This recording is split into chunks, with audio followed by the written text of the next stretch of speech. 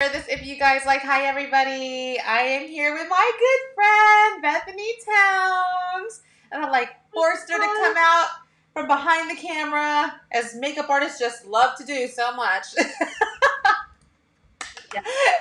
Yay! Yeah, like we don't like to do that. That is a learned skill and a learned, thing. So we're like, let's tear this band-aid and get you out here. But so please feel free to share this. This is not like company specific, anything like that. I'm just catching up with an old friend, and I have been going live recently. Oh, and by the way, tell us if you hear echoes or anything like that too. On our end, we don't hear it. So if you do, just let us know.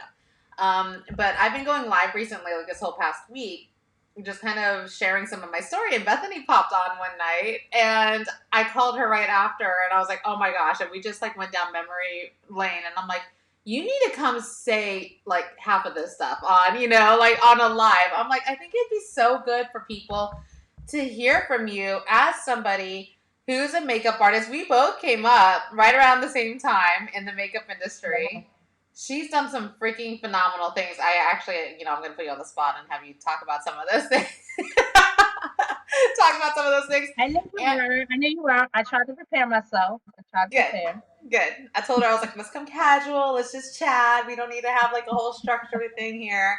But yeah, like as far, Bethany, I feel like we've known each other for like 15 years, you think? At least 10 years, right? Yeah. I would say 2007, 8.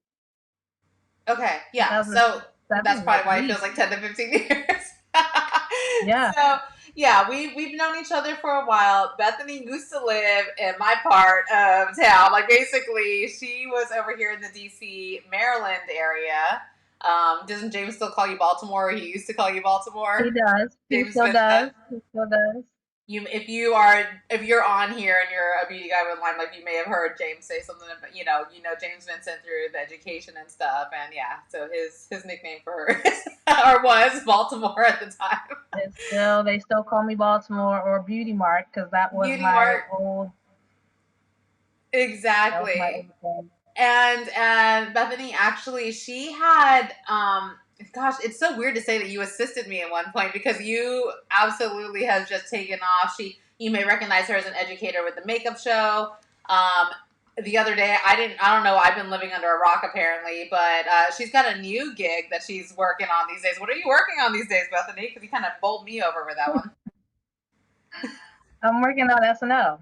You're working on SNL. Okay, so I need to hold on. I'm sharing this to 1995, which is kind of cool, but and it's like you have to. All right, we know it as like a 1 hour, 1 day thing, right? But like, what's the process for right. you? It's a few days that you're there, or Yeah, because some of the sketches are pre-taped, so those are the ones that usually have like, those are the ones that have like all the things. right, So right. they know that there are some that there's like just small parts of it. Like most of the show is live, but they have like small little commercials or little segments or things that they put in that are cute they kind of pre-tape to fill in. But the majority of the show is live, and so you do the cute little things throughout the week, and they only do it like one day, maybe two. So it's not like it's a whole lot of pre-taping. It's only, like I said, it's probably one segment throughout the show. Okay. You can usually tell which one it is. And then they do the show that day. They have a rehearsal, and the rehearsal is like a full rehearsal with a full audience. And then they do the live show, and it's been amazing to be a part of it. I don't have the I don't have the pre-COVID experience. So So it's the all a new post-COVID experience experience. is they all say that it's so different. But I am definitely enjoying. They basically said that we have come in at a better point. Like we don't have something to compare it to, so we can just kind of move on. Sometimes when you have those old lessons and old things old habits you have to break, so we don't have those. We're just coming in and taking over. So it's been pretty cool. I've So enjoyed it.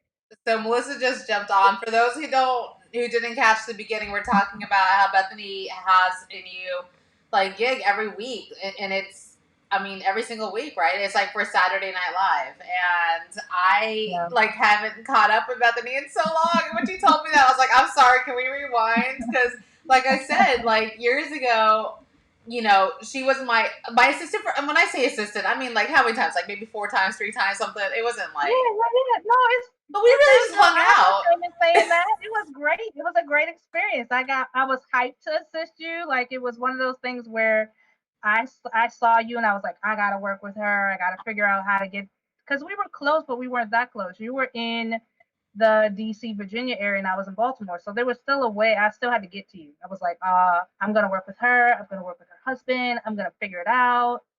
And I don't even know if we met at an event or something. I Somehow feel like we met. that. I remember us meeting at the makeup show.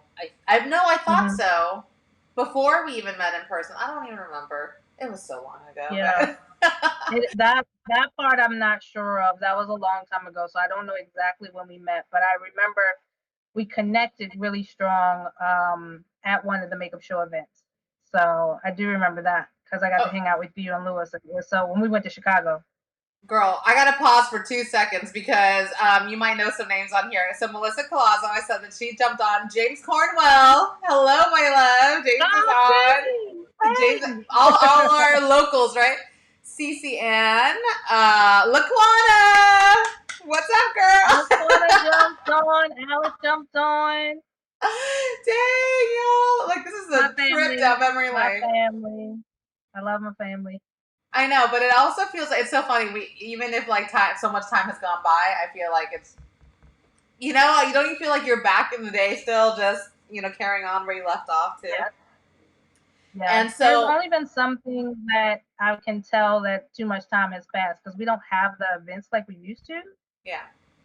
So that's when you're like, oh, we're getting old now because we don't hang out. We used to hang out, and then work all day the next day and hang out. And so we can't do that anymore. Well, I'm gonna tell you, Bethany spoiled it for me for all other assistants. I mean, I'm saying there's still a chance for other assistants, but this girl, it was so funny. I would be doing makeup, and she would legit have all my brushes clean before I even finished the makeup. Do you remember this? And I would I like do. I mix a remember. specific foundation, like 3 different foundations together, and then I pick up my brush and it was clean, and I'm like, oh my gosh, where's the foundation? She was like, I already put that away. I'm like, oh crap, what did I mix Everything was together? organized. I was cleaning stuff. I was like, what? What's next? What you gonna do? She was And you're on like, can it. you please leave brushes with stuff on them? I was like, oh, all right, okay, all right, I get it. But also, I had a hard time for the longest time working with assistants, and I don't know about you if you feel this way or if you got over that pretty quick, but it was so hard for me to tell somebody what to do as an assistant. I wanted to kind of do everything, but I also wanted to be able to help mentor and to help like have somebody have the experience. But Yeah, I mean, this works in all aspects of my business. It's so hard for me to be hands off and just like let somebody run with things. I'm sure that you feel the same. it was interesting because I mean, I was in the military before, so I was kind of used to telling people what to do. But I did not have that experience. right. So I was okay with telling folks what to do, but it was different when it was makeup because it is so personal. It is us. It is our thing. So I didn't know how much involved I wanted to let somebody into the process. Yeah. So it was definitely a learning curve of learning to adjust to or adapt to people, having that energy. See, in the military, it's a controlled environment. Like everybody is pretty much on the same level of thought process and working. And so when you have an assistant, like I have, I've had some people that will ask me 12,000 questions while I'm working, and I'm like, girl, can you hush? Like we not, like we're working. What are you Dude. doing? And and So yeah, I had to get used to delegating, but like so much so that later on in my business, not even with just makeup, but just later on in business in general, I realized how much I was carrying on and how overloaded I would get. And these were things that not only would other people want to do, but they would actually be empowered by doing them. I could teach them, some life skills and some leadership and stuff, and instead I was kind of like hoarding it all to myself. I never looked at it that way. I just looked at it like, oh, I'm just going to make it easier for everyone, and It basically boils down to asking for help. It's yeah, like not being afraid to ask for help. And so I see it later on in things that I do. I was like, I have a tendency to try to do it all by myself because I'm so used to either taking care of someone else and taking care of my own things. So to ask for somebody to have my assistant be like, "Oh, I'll clean your brushes," and I'm like, "No, girl, I got it. It's fine. I'll clean them. It's yeah. cool." And then I have to remember, no, no, no. They want to do this. It's okay to let them clean the But you brushes. Like don't that's have why to they do that. came. I'll So get it. I'm like, oh yeah, what's the point? Yeah. yeah, James yeah, says it's so good. We need to have a hair, makeup, beauty jam photo shoot. James, I've been trying. We've been trying to get this together. It'd yeah. be so good to see everybody. It is Um, good. It is good. and so after that, like I think we were both involved with the makeup show in some way or another, and I don't even remember honestly if I was teaching back then or not. I don't even think I was teaching yet when you were doing. Like, I think we were just kind of in the circuit around this area here. Right. Yeah, and then you started to work with the makeup show, but I don't remember. Like, did you work with the makeup show before moving up to New York, or how did that? Do you remember how that like? Yeah. So we did evolution before we did the powder group. I was Yeah. assisting, like helping them put things together, and I was assisting with the makeup show. Kind of just what they call volunteering. I would just show up, and then they would give me something to do. Yeah. For this. I was like, I'm gonna make sure that I work here, and so I just showed up, and I'm like, all right, what do you want me to do? And so that went on for a little while, and then you needed to go. You were teaching at Evolution, and I was going to Evolution, and Oh my gosh, yes. I ended up driving. First, it was going to be like a little car, and I had like two people. Then it ended up with Keisha coming from New Orleans. Something happened with the flights. She came from New Orleans and came to Baltimore and got in the car. Shari came from DC, and I you remember came from this. DC, and Kelly came from like Yeah. Maryland somewhere, and we all piled in the car and drove to Provincetown from Baltimore. I'm cracking up because I just remembered that the night before we were going to go to Baltimore on the road trip, you had cats that I didn't know I was allergic to. Do you remember this? Yes, yes, I I have cats now. That's forgot. the funniest thing. So you gave me a Benadryl. My eyes are like watering, like my nose is completely coming undone. And she gave me a Benadryl, guys, and they were all sleeping in the living room, and I was like wide awake, and everything was just blown up. I had to take a second Benadryl, which I thought was completely against the rules. I was like, I'm going to pass out if I take this. And then I finally got knocked out. But that was the first time I realized I could take two Benadryl and be okay still. So, but that was the funniest thing because I got cats later I and I was forgot so all scared. about that. I was so Because you scared ended up too. driving like the last hour, but you slept like the first part of the ride. But that was because we had drugged you up because Because of I the hadn't cat. slept and I was drugged up. Yeah. And I remember listening to 90s house music like almost the entire way. Like it was like The 90s whole way. R&B and hip hop, and then it went into 90s house, and it was the whole Mhm. Baltimore house kind of You vibe. ended up singing the whole way. It was cool. Oh my gosh, that was so fun. So that was going to the powder group, or I'm sorry, to Well, Evolution, I which is think a Laquana was in the car too, wasn't she? who? I feel like it was like five of us. Wasn't Laquana in the car too? One, two, three, Was she four. I think there? I don't know, she but that may was have been. hilarious. Laquana, were you That there? was No, a good are you still ride. on here? So yeah, so that ended up happening, and then but yeah, we just had. Gosh, I miss. I mean, it's totally different now, obviously, because of COVID and all that stuff. But even then, like, I feel like maybe I'm not one to talk because I haven't been on the pulse of the makeup industry around this area in so long. I feel like everybody I knew back then moved off to New York or a different city and like started doing some crazy things. My family is like, not when I say my family, my husband's family, Lewis, like he's like 150 deep over here with his family. So it's like we're never moving. We will be here forever and ever, But it's one of those things that everybody kind of just went off on their own. But I just love seeing what you guys were all doing. So you ended up moving up to New York. But I'm gonna go back real quick. Laquana's like, I don't even remember. I that was I remember that year. That was one of your first times speaking in front of a bunch of people, and it was only 20 people.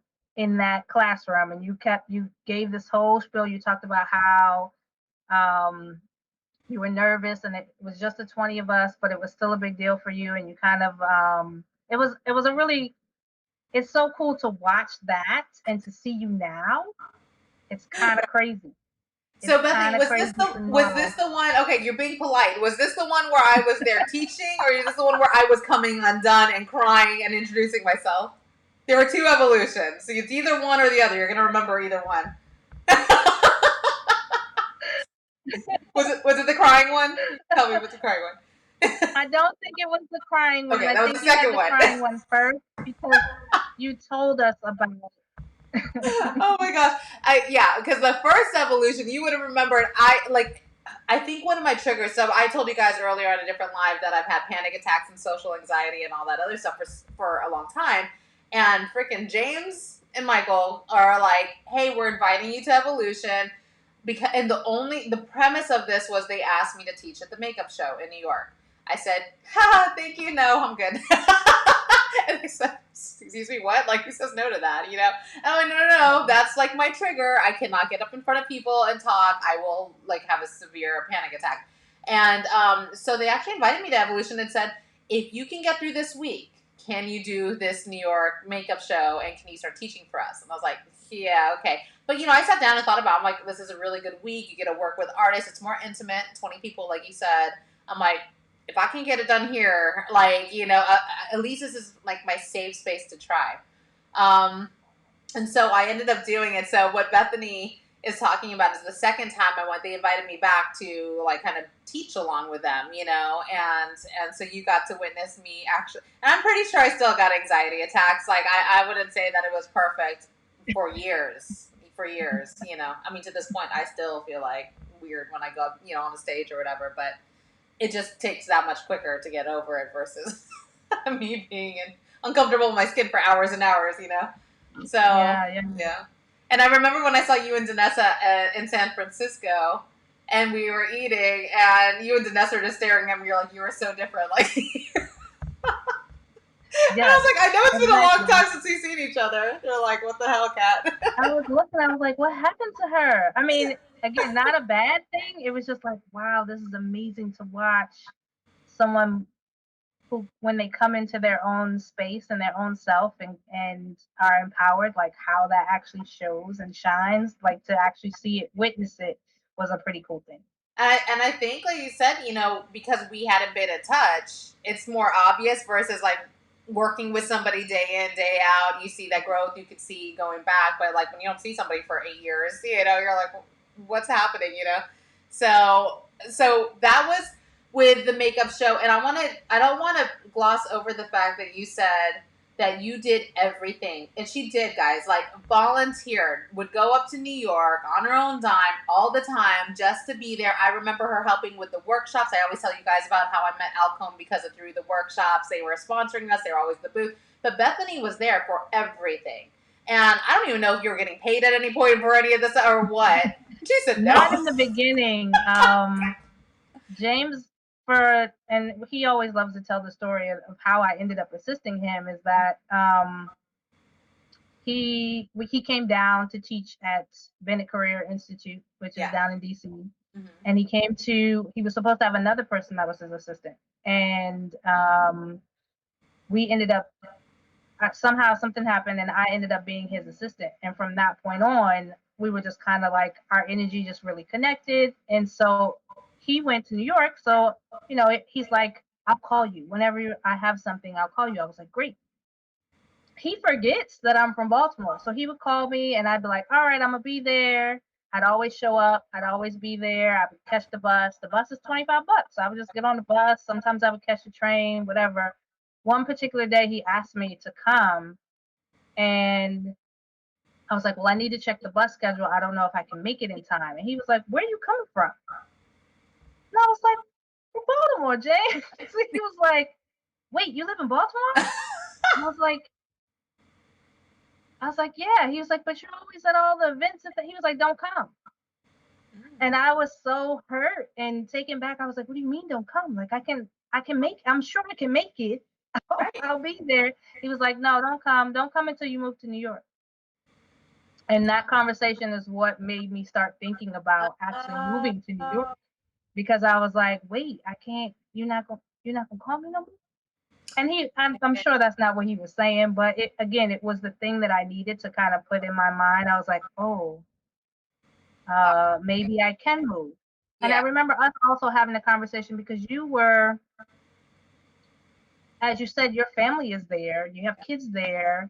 So trying to figure out how to build a makeup career, my situation was completely different because I mean, I was taking care of my sister and brother at the time, but they had just gone to college, yeah, and I had no house, no car. Like I had a car, but I had nothing that was really holding me right, in right, Maryland and in Baltimore. So I could go. Like it made sense for me to go to New York. So I was like, let me try it. Let's see what happens. right. Yeah. And I think that, I mean, and the reason why I bring that back up is because, and again, I don't know the pulse of the community, the makeup industry community, as much as I did back then, but like, there's something to be said for the hustle and drive that we all had. Like you said, we had so many times that we were on that Chinatown bus, that we were on that, like, there was no Amtrak, there was no cute cushy seats and everything like that. It was schlepping our kid No, we everywhere. could afford that. That It was was, above the yeah, budget. it was a You would 3 you a.m. you would only you only Remember did the 3 Amtrak a.m. if there was bus? like a time thing and it like had to happen. But it was always the $25 bus or the Yep. $10 bus, something that See, was cheap to get you where and you you need had to go. 25. I'm a little further, so I had $35 bus. So every time you say that, I'm feeling a little like, oh, dang, $10 more. I could use that, But I would get on there, and I'm sure you too. But like the 3:30 bus or the 3 a.m. because you had to be there by 7, and there was no other bus after There that was no that other, would make yes, it on time. So we'd just be yeah. sitting. Well, I don't know about you, but I'd be sitting wandering around, like sitting in a I Dunkin' went to the Donuts. TikTok diner. The TikTok diner was my favorite spot to go. It was a diner Yep. on 8th Avenue, and I would sit there and wait until whenever I had to be, wherever I had to be.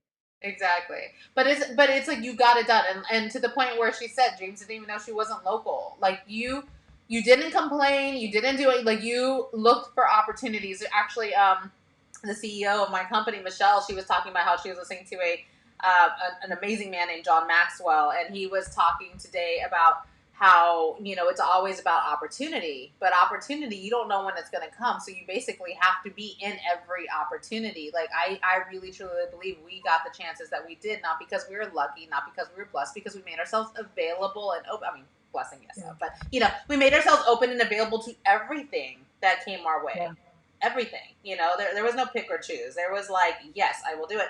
And we knew that hustle would pay off at some point, and there's still, I mean, not to say that the makeup industry isn't doing that, don't get me wrong, I'm not saying they're not doing it, but I think when you see you're working on SNL right now, I'm doing my thing, I see a lot of yeah. artists that are in New York that work here, I think that kind of gets glossed over, and I just want to make sure that people understand there's a lot of work ethic and a lot of grit that goes into it. Yeah, you forget. I forget a lot until I end up talking about it or telling the story or somebody asks. I've had a couple of great opportunities where I'm doing makeup and somebody will be like, "Well, how did you start makeup?" And so when you have to think back and tell the story, you're like, "Oh my God, yeah!" Like, because they're like, "Well, how did you get from army to doing makeup?" And it makes you remember, and as you remember, you're like, you know what, I there was a lot that was happening that, to make that change, to make that decision from the government, because I forget, I skipped that, like I was You in the skip that army you work, first, yeah, for the military. and then I was in the government for 5 years before I started doing makeup, so I was basically making, I don't know, like maybe 80, 90,000 in the as a government employee, Yeah. and ended up, when moving to New York, like I cut my salary to what, like $15,000. Like I was basically making enough to. I'd done a spreadsheet.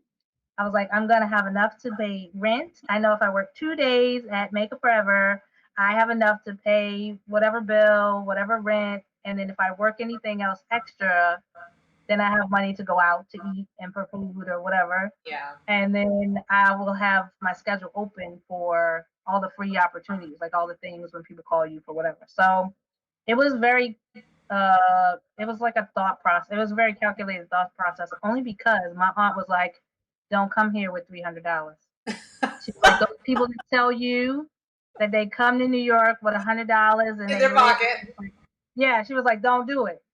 So I at least made a plan. I still only had like a couple $100, but I at least had a plan of how I was going to be able to survive. And it was a tough couple years. It was those first 2 years in New York were rough. Yeah. But that third year was the breakthrough year, and I was like, okay, all of the opportunity, all the people that I met before Yeah. at all the makeup shows, all of the things, they all started to connect and come back.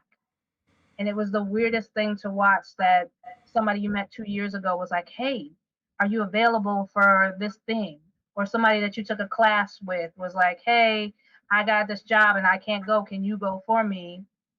Or somebody you like, it was so It's many so true. weird connections that people would call you for, and you're like, you still have my number? But listen, Bethany, you know where that comes from. And I can attest to this too. Like, I don't get hired for like my freaking creative skills and talent and all this other stuff. And it's like I know what I'm doing, yes, and I'm a very technical artist versus a creative artist. But I get hired, and in the same exact case for you and why people were calling you back, they knew you were going to show up. They knew you were responsible. They knew you were hungry. They knew you had a good heart. They knew that you were always there. Even like I said, when working for free, you best foot forward all the time. People are going to remember that, and when they come back and need somebody, I think we were the kind of people that they would call because they knew that they could do that.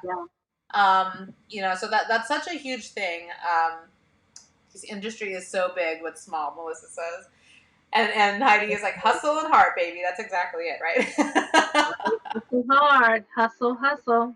Hustle and heart. And like one of the things that we caught up with the other day, just kind of talking about like these connections and stuff, we started talking about how I think at the beginning in your makeup industry, in the makeup artist industry, or at least for our careers, we were so trying to figure out the next thing. You had your spreadsheets and you had your things where you were like figuring out like what's the next thing I need to do to bring the bills in, and so on and so forth. So we can get laser focused, on the makeup. We can get laser focused on the job, where the next paycheck is coming from. And because of that, a lot of times we don't have time to really learn like a whole other level of skill sets that we need in life in general, and we don't realize it until we learn that later. So one of the things that me and Bethany connected on again recently is the journey of self-development, personal development, and being outside of just makeup, just doing the thing, just getting the hustle in. There's a whole world that I ignored for like my first 15 years probably of the makeup industry, because it was all about the next job. It was all about the next thing. And I think that we both and so I started this. I didn't even know I needed it until I saw it in front of my face, and I know with Limelight, the company that I'm with, like they are big on that. They're like, your biggest obstacle is you. So the faster you understand that and get through that, the more success you're going to have. So I started to learn from people like Brene Brown, and started to learn from people like John Maxwell and all these other people, Simon Sinek and all these people. And I was like, oh my gosh. And then I saw Bethany, like putting some posts up and doing some stuff. I'm like, oh, I was like, Bethany, go. And I'm just like this big cheerleader over here, like, yes, Bethany. Because it remains to be said. A lot of people don't get that. And I think it's so important. I wanted to talk on that real quick. Like, what are your thoughts on that? I feel like you have to be in this space and be ready for it, because I read Brene Brown's book like a couple years ago, and it resonated. Like I remember a lot of things from it. I felt like it helped me, but I feel like even now more so reading it the second time, I'm like, oh wow, why am I having? How come this didn't make sense, or how come this didn't connect more before? Whenever like Yeah. you just have to be in the space and be ready to have those moments and to make those connections, or something has to happen. Like you have to have a, and for me it was not really a I mean, maybe it was a depression. Like I don't know what it, like I was in a space, a weird uncomfortable space that I didn't understand and I didn't know how to work through Yeah. by myself. And I was um like how, one, I didn't know how I got there. Like it was a weird feel. I was like, well, how did I get here? What happened? What Right. changed? Because And it's not so anything then you that start to, Sometimes it's not anything except for you doing the repetitive process of exactly what we've been doing for so many years, you know? Yeah, because you've neglected that part of your inner being. Like it just kind of depletes at one point. Like you've neglected, you've never fed it, you've never done anything for it, and you just expected it to always show up and be there. And so as you're trudging along, and for me, for what I figured out is that there was a trigger moment. It was like not the thing that was the issue. It was the thing that triggered all of the other things that I was neglecting and not paying attention to. And I was like, oh, Yeah. okay, so I thought it was the thing. It's not the thing. That wasn't it. That wasn't the issue. It was just the thing that made me realize that I was lacking, that I wasn't feeding my soul. I wasn't paying attention to the signs. I wasn't like forgiveness is a big thing, and not just forgiving other people, but forgiving yourself. Yeah. And so I was holding on. Cancers are known. We hold on to things for the rest of our lives. Like I'll still hold on to that thing. I still remember the guy in 5th grade that called me chocolate bar. Peter Oakley. I remember him. You know Like his just name? again, Oh, she's gonna get you. I know his name. I know his name. I know his name. I almost tried to Google him one day, but I felt like that was too petty, so I left that. Um, but like I said, I think that there's things in life that stick with you and that you hold on to, and sometimes you don't realize what kind of effect that they're having on your inner self and how they affect other things. And so I've had some the story that we basically talked about that you were like, oh, you've got to share the story. I would love you to. Is during COVID, I like before COVID, I was really struggling in makeup, trying to make connections, but I had a few really good friends that I relied on, and one relationship in particular with makeup, like you never know what the situation is. You don't know why people hire you, why they're not hiring you, what's going on. You don't understand you don't know the big picture. I need to know the big picture, but I forget that there's a bigger picture, I think that's in a especially lot of industries. I'm pausing for 2 seconds. That's in a lot of industries. Even if yeah, you're, working as a beauty guide or something like that, and you happen to catch this, there's a lot of times like, well, why wouldn't company just do this? Why wouldn't that? Like, there is so much more behind the scenes that happens. yeah, But yeah, yeah, yeah, yeah. So she was a friend. She hired me for a job, and then she didn't hire me anymore. And I was like, I got in my feelings, but I got in my feelings to the point where I didn't ask the question. Like if I had just asked the question, what happened, or is there anything wrong, or like anything, like just be a grown up, just yeah, say whatever it was. But I was too afraid to have that conversation because I thought that it was going to affect the friendship, but it which was already affecting the ultimately, friendship. yeah, exactly. Because neither one of us ever talked again. Like we didn't talk, not necessarily about that thing. We didn't talk about anything. And I was like, well, this was dumb. So I guess my saving grace has been COVID, because COVID has given me all this time to do all this introspective, really look into myself and figure out like things that I would like to change or things that I need to spend more time with.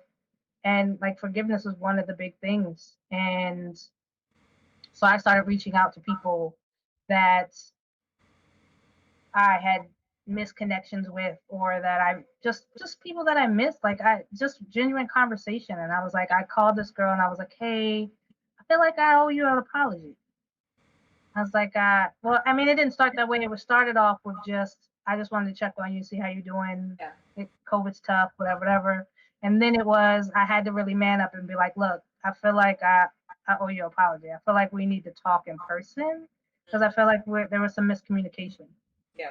And this was right when quarantine was starting to open up, and they were letting us like eat outside. And so we went and had lunch outside. And I mean, it was just such a refreshing, like I felt like I was 20 pounds lighter. Like I was like, oh my God, I was carrying that around. Like it was like a backpack full of rock. Yeah. And to let it go and to be able to talk and to again realize that we were both just being weird. Like nobody just said anything. It wasn't an actual thing. I made it all up. Oh my gosh, you were touching on so many things we talk about on a regular basis, but I'm about to go in. No, I I made it get. all up. And so it was just And so again, to fast forward, right after that conversation, she was like, "Hey, I had some opportunities come up. I kind of thought about you, but I wasn't sure like what was going on." And so she put me in for two things, and one of them was SNL. One of And I them was was like, SNL, "Okay, universe." guys. I was like, "Okay, universe, I get it. I get it. I understand now. I should have just said something." Let's talk But about thank this. So you. Thank it's you. like 5 minute conversation had, instead of having that, could put you into months of a space, and like you said, it's like carrying a bag of rocks and everything like that. So like I've learned that over time too, just by putting myself in the same positions and stuff. And when I talk to somebody, I'm like, oh my gosh, I really was not that bad. And so it would give me more motivation the next time. Like girls on here, like Melissa and all, like as soon as if there's anything in my brain, any of my team, anything, I'm like, hey, and we like talk about it. I'm like, can I talk to you really quick? And I figure I don't have time. We don't have time in our friendship to sit there and think and come up with a story for so long. We can only figure out what we're telling ourselves and what if it's true or not, And if it is true, awesome. That's something to work through too. It's not bad. It's Yeah. just something else to Yeah. work through. But at least And that's where I sooner or was like, later. I would have rather you tell me that there was something wrong so I can fix it. Because I was like, Yeah. wait, if I did something wrong on, like, you're the person that I would want to hear it from because Right. you're my friend. So if you told me, then I'd be like, okay, I can work with that. Like now I know when I go somewhere else that I shouldn't do that whatever thing I did. I was just talking about like friends versus mentors the other day. I wonder if that was the lie that that you kind of connected me on. But just one Yeah. quick thing about that was that friends tend to be different from mentors. Friends can very much like coddle you and be the person who is going to tell you all the things that you want to hear and how perfect you already are and you don't have to change. And then there are mentors who are on the opposite end of the spectrum, which are like, this is what you could do to get better. I care for you, whatever. But like, how amazing that you're helping that person and vice versa teach you how to be a friend and a mentor. Like somebody who's not going to let you play small, somebody who's going to make sure that you communicate so you guys can grow together instead of just being held back. Because Yeah. that's such a huge thing. Hi, Kim Wood. How are you? Seeing people on here. So yeah. How are So you seeing folks on there? Like I can't see the people. because I have like this little thing. It's this whole program. It's Oh, super okay. fancy I and was like, she look got some here. special Here, thing, so I don't see the. I will put it up here. Do you see that? Oh, that's cute. Yeah, you can see that. What's Isn't up? that Okay. cute? And then here's That's cute. Melissa. Let's catch you up on all the comments here. Oh wow, it's so cool. Oh, and then I actually love these Melissa just said classes. this too. You see that? Emotions are tunnel. Yeah, that was the thing that I learned. I learned that listening to Brene, we talked about emotions and how going, like I never thought of it as a concept of going through the emotion having a beginning, a middle, and an end. I'm like, oh yeah, you have the motion and then you don't have it. Is was my thought process. It wasn't like you had to work through it from beginning, middle, and end. Yeah. And then the other thing about that was I didn't realize that just because you remove the stressor doesn't mean you're no longer stressed. Yeah. You still have to process that emotion. Yeah. And I was like, oh, I'm like, okay, you got 24 hours, Bethany. This thing is gone. You're not going to let this bother you anymore. And poof, it's gone. It's over. But that's your body is still processing whatever that is. One of my mentors, like legit, and it sounds like I'm being paid to say this, but I'm not. Like the company that I'm with, the CEO, she's one of my mentors because she tells me this type of stuff. Like one day, I remember I was not getting along with someone. Well, she was not getting along with me. I was like, I'm fed up with this. I didn't do anything. Therefore, now I'm done. I'm not getting along with her either. It was just like this whole thing. She said, no. She's like, is this somebody that you would want to be friends with? I said, yes. And she goes, you have two options. She goes, you either go through it, like you said, the tunnel, you talk, you figure it out, you put everything on the table, and you do the work, or option two, you let it go. But that means when you see some passive aggressive post, you're not going to be triggered and be like, is that about me? And that means like when something happens, and that's the problem, you can't do it. Most people cannot just let something go without it affecting them and not really. I Yeah. mean, to the point where if you see that name, we're not going to be like, "Ugh," like you have a certain feeling. So really, the only Oh option yeah, I'm a is I'm a blocker. I'll block it. I'll be like, oh, I need to block. same. I need to delete And I'm because I not to don't want. say that everybody has to have that. Like you don't have, but that's the question she asked: is this somebody you can imagine having a relationship Yeah. with one day? That was the magic question, because when I said, yeah, I mean, I really don't know what I did in order for me to not have that relationship. She said, well, it's time to get uncomfortable. It's time to get on the phone. It's time. And one of the most important things that you do is not just to, completely, I mean, you can just unleash and say all the things that you want to say, but what you did is you requested time with her. You requested time to like communicate with her, and she had to agree with that. Because like you said about Brené's book, sometimes you're not in the space to accept something that comes your way. And Yeah. and so it's same thing. Like if you're getting you're getting somebody laying out what they've been feeling, some people are gonna be like, oh, I'm sorry, they can take that in a completely different No, way. it's true. It's just like if you're in a in a relationship and you and your boyfriend or you and your husband are having a Oh yeah. disagreement or a discussion or whatever, and you're ready to talk. You're like, I want to talk about this right now, and he's like, I need a second. I That's need to me. I'm go the I sit need a down second girl. somewhere. Yeah, I mean, I remember that from I was married at one time, so I remember that was one of the main things. Is as soon as he would come in the door, I would be on it. I'd be like, okay, how was your day? What did you do? What happened? Who did what? Whatever. And one of the first, I think we did like a little retreat or something. And in the retreat, one of the first things the guy said was like, you have to allow him to come to you. You have to allow him to have his time, get himself together, and he'll Decompress. come to you. And I mean, it was like mind-boggling and earth-changing and all the things because it actually worked. And I was like, I would sit there, but then it was funny, of course, the first couple of times because I was like, how long is it going to take for him to come? Because I think he would do it on purpose. I was like, he knows that I'm not going to come Right. right now because we just had this class, so he would like wait for 2 or 3 hours, and I was like, oh my god! But Oh my gosh. like after a while, he would come. He knew that that's what I needed. That I needed to have a few minutes. And sometimes he will give me like, we'll talk about this for 15 minutes. He was like, let me go sit down and play some PlayStation, and then we'll come back and we'll talk more. And I was like, oh yeah, to be able to have that knowledge that was a thing. Like I didn't even know that was a thing. Yeah. Yeah. That I actually I learned that from, I don't know who you went to, but Gary Chapman. He has the 5 love languages. And so Yes. yeah, Yes. I went to a church thing and he was teaching that. I remember that. It's like, but Mhm. you had to play it. It Somebody was must like, have, it wasn't Gary. Somebody must have okay, stole but his yeah. stuff and was teaching it, but I feel like it was the same thing. I Yeah. didn't know about the 5 love languages until like the last maybe 2 or 3 years ago. Yep. And it made so much sense. Once I figured out what my love language was, I was like, no wonder Mm. I'm What is feeling what like is your love I'm language? needed I'm me. curious. What's yours? Acts of service. Me too.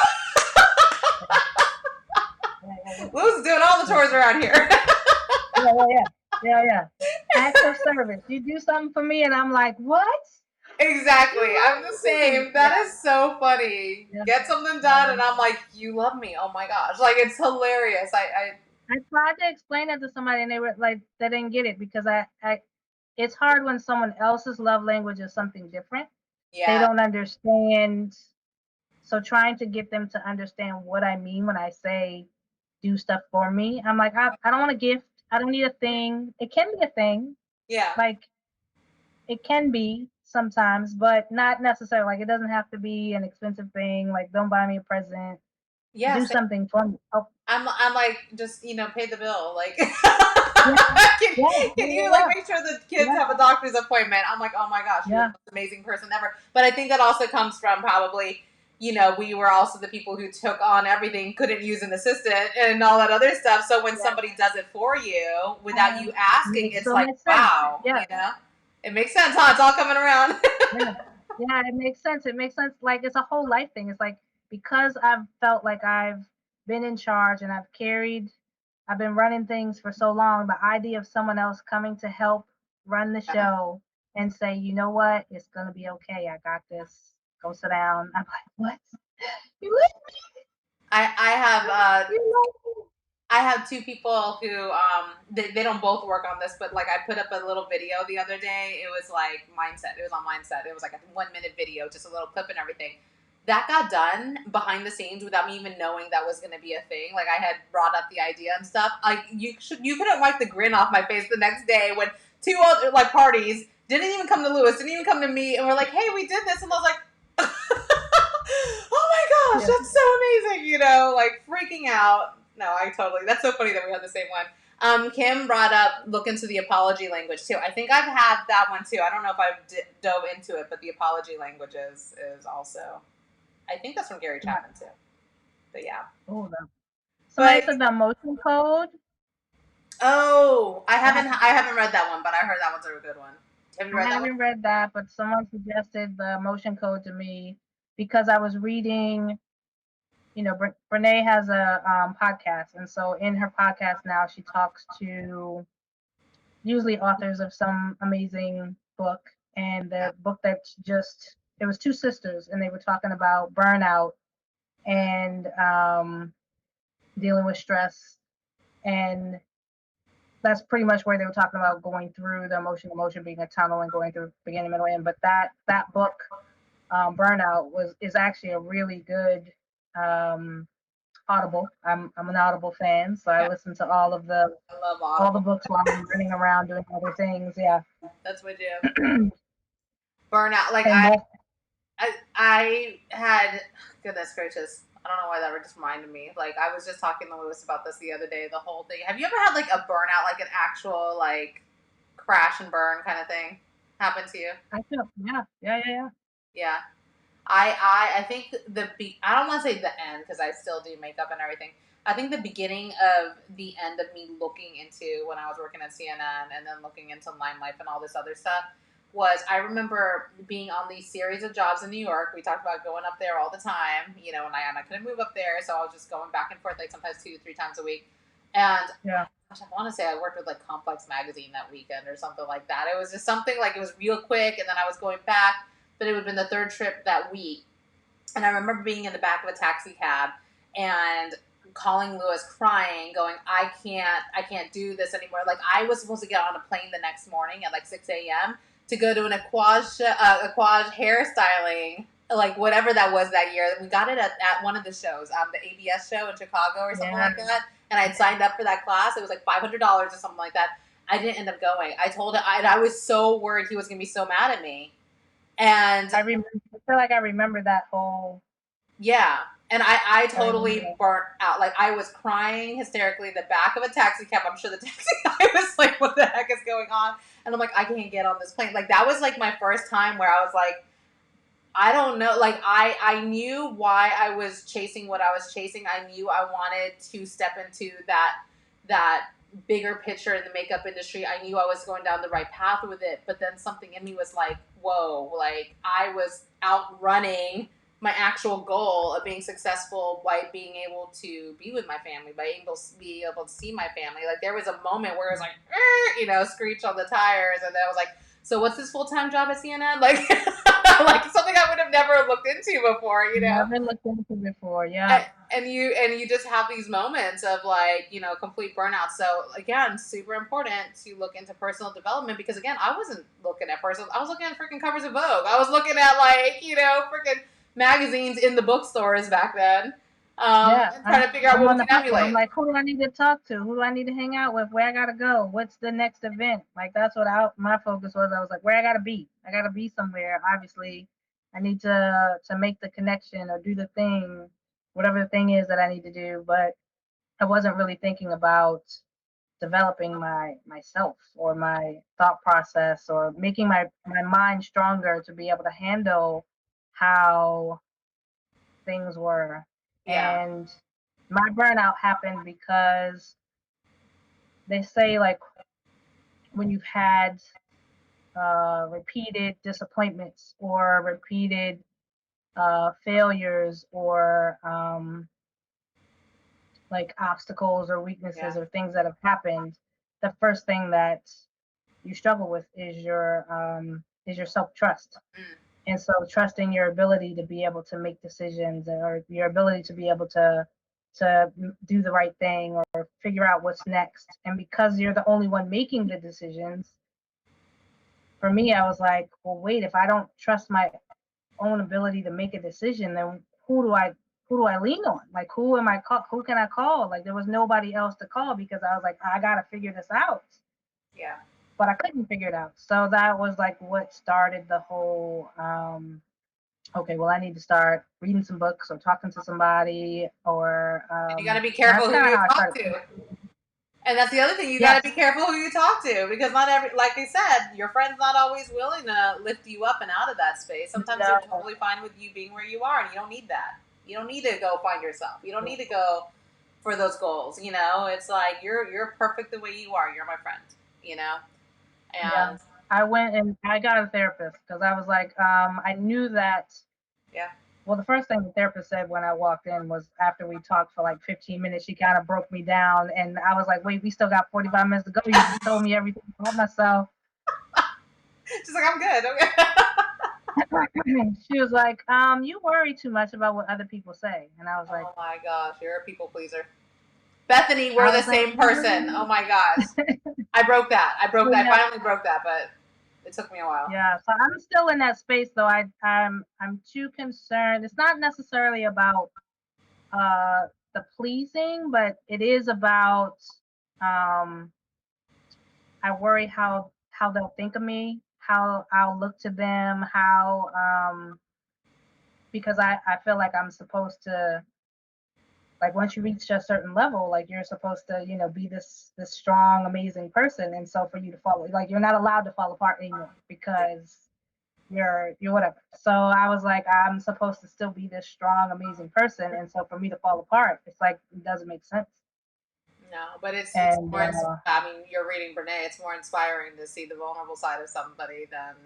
I always say yeah, I would rather follow somebody who falls on their face, picks themselves up, knows how to get through that, helps inspire other people, than a perfect person any day. Because if it's as a yeah. perfect person, I have nothing to emulate. I have nothing to, like, that person's already perfect. Like, how am I ever going to do that? And you always like get your, a horrible sense of self-worth based off of following somebody like that. So I like to show And those the vulnerabilities. other part of that is, you think that this person is showing you perfect, but we all know that that's not what it is. So then you're like, do I really trust this person? Yeah. Because they're showing me all of the perfect part, but they're not showing me their whole self. Yeah. So that I started to realize that too. I was like, oh yeah, I'm just showing people the perfect. I'm not showing them the entire me, because I'm hiding this other part that I think that they don't want to see in the first place. But that's what makes the connection. You're human? What? No way. Melissa says worried I'm about learning. how I'm you'll be perceived. learning.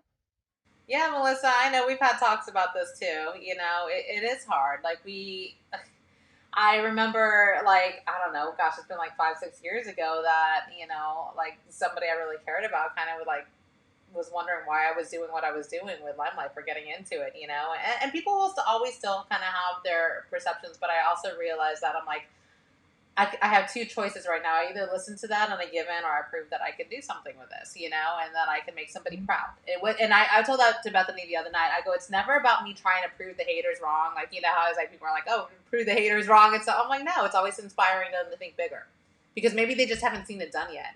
We had conversations about this. Maybe somebody in position hasn't seen it done in the right way, or it could look a certain way. So I realized at that moment, when I was being challenged about what I was doing, it was more of a call to action for me to start being like, all right, let me see how I can do this professionally. Let me see how I can, like, step into this whole new space, succeed at it, and show other people how to do it. So I guess I start now looking at challenges like that, and I think that's kind of when I broke the shell of always being worried about what other people, because I was on a mission. I'm on a mission to show people what can be done.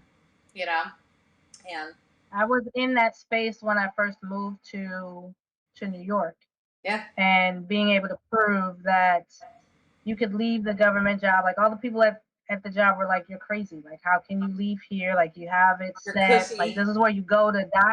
Yeah, like, this is where you go, and you just sit here at the desk, and you die at the desk. Like, you don't leave. Nobody leaves. And so when I left, Summed they up were DC like, I didn't. perfectly. they didn't want to give me a party. They were like, no, this chick is coming back. Like, Right. we're not celebrating her leaving. She'll be back.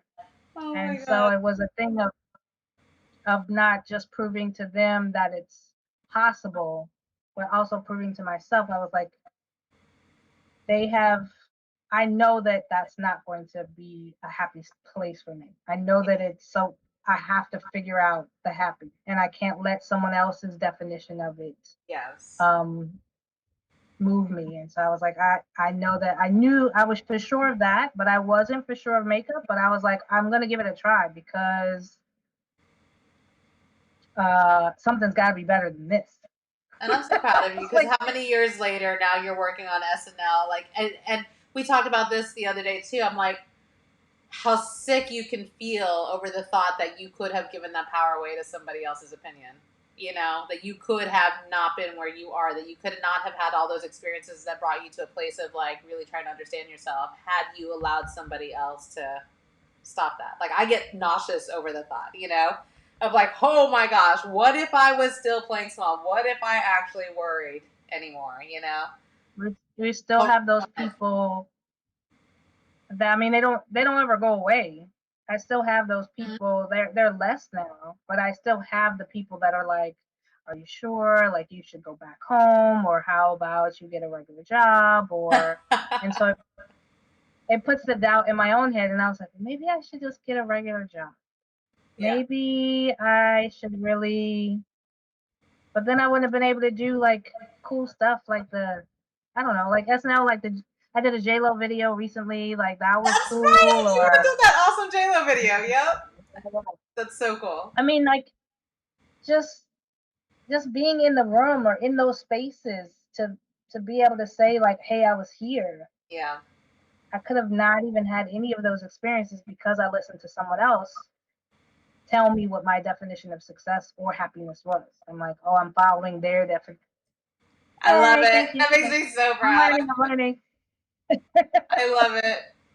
And you know, and that's why it is so important just to surround yourself with people, have people in your life that are going to pull you to that level of greatness. They're not going to allow you to settle. They're not going to allow you to be small. So as much as we hear the you shouldn't do this, that wouldn't be good for you, da da da, like you got to know what you're listening for. One of the things that Jacob Heiser, he's, you all probably know, makeup artist and stuff, but Jacob would say he had this whole group called Mission Maintain, and every morning he would talk about how he was like, what is he listening for today? And I loved when he would say, today I'm listening for positivity, today I'm listening for love, today I'm listening, whatever it was. When he heard that chatter and somebody was coming in, but that wasn't his message to receive. He wasn't listening for it. That's not what he decided that morning he was going to be listening for. And to like think about it that way, you wake up intentionally listening for something, right? Like, you're gonna be like, oh, that message was Yeah. right. So that was such a powerful thing, and that was just like one of 5 things that he did. Like, what am I listening for? What worked yesterday, or what worked yesterday? What didn't work yesterday? What do I, So he did this whole thing every morning. I need to find that list, but I need to get back to that actually. But that was so helpful because everything didn't get taken on, but also listen for the people who want you to do better. And even if it doesn't align with what they want to do for themselves, the fact that you want to do it should be enough. You know, the fact that you Right. want to try it should be enough to get that person behind you to support you and like cheering you on. So I'm happy to be that person for you, Bethany. Thank you very much. I don't care Thank what you you very tell much. me you want to do. You're girl, we're doing it. Let's do it. And I feel that you're that person for me too. You're such a positive light, in my life. And I'm, like I said, we haven't even talked in so long, but when we do, it's like back in the day, like no time has passed. Like, no time has passed. It's easier to do it for someone else than it is for you to do it for yourself. So I can help, I can be that cheerleader, I can help someone else, I can push them. But to do it for my own self, I struggle so much. So I have to make sure that I pay more attention to the people that I surround myself with, Yeah. because those are the ones that energy just kind of pushes me. And I don't even, like, I don't think I even realized it. I had a conversation with somebody the other day. We were talking about how the people around you and the energy that's around you sometimes it takes someone else believing in you more than you believe in yourself That's it. Yeah. to get you to make those steps and to take those chances and to step out. Yeah. And I mean, that's definitely how I ended up in makeup in the first place, because I know that James believed in me more than I was like, I guess I could do makeup. And he was like, Yeah. no, actually, you're really good. Like, you can do makeup. And I was like, you sure? Sure you can do this? And then you'll get to the So, point one day where you're just like, I know I could do this. Like, you don't need right, anybody telling exactly. you. I was like, it's almost like, then you believe it and you're like, oh yeah, I got this. I got this. Now I'm a little too confident sometimes when I walk into different rooms. I'm like, do you know what I've been through?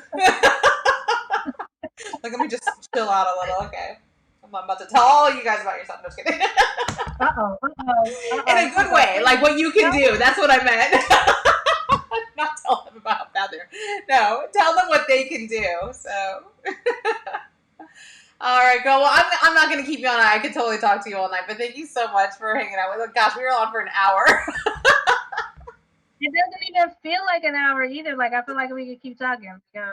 Thank you so I'm much for have you having on me. again Like, sometime. you're trying to help me out because I know the importance of sharing your story. Yeah. Because I've seen it in small spaces, but to be able to share it on larger platforms is still a little scary for me. And Yeah. so to be able to come on here with you and kind of talk about stuff, like, it really, again, it serves both ways. It's like, I know that it's inspiring to other people, but to be able to tell the story again, you're like, I remember, hello, now you need to remember why you're doing what you're doing, because these are all the things. And I was like, oh yeah, that's why. That's why. And that's the crazy thing is that I will have stuff because you don't do this so much, like go on lives and everything. I'll have stuff living on the internet like after I do it, and I'm like, oh my gosh, what did I do? What did I talk about? What did I like? You are not allowed to do that. You got to remember your message is for somebody at some point, at some time, and they may not even see it for a month from now. You know what I mean? And they're like, dang, Yeah. that like really like I needed that. You know, so when you look at using your voice and just putting yourself out there, one person. That's all. That's all it takes. If you can impact one person, like I don't worry about. I was talking about things before this. I don't worry about big crowds and massive numbers and this and that. I'm like, it lives out there, and the people who are supposed to see it are supposed to see it. And that's what we gotta remember, because otherwise you're just you're letting yourself play small. So thank you for coming on, and I'm so excited. We got to do this again. We're totally doing this again. Oh, absolutely. Absolutely. We can talk about anything. I'm ready. And Melissa says, I love this too, my favorite people. All We love right. you, Melissa. All right, girl. I love you. I'm going to let you go to bed or whatever you do at 10 o'clock at night. I'm going to eat my dinner. All right. Have a good night. You too. Love Bye, you. honey. Bye. Bye.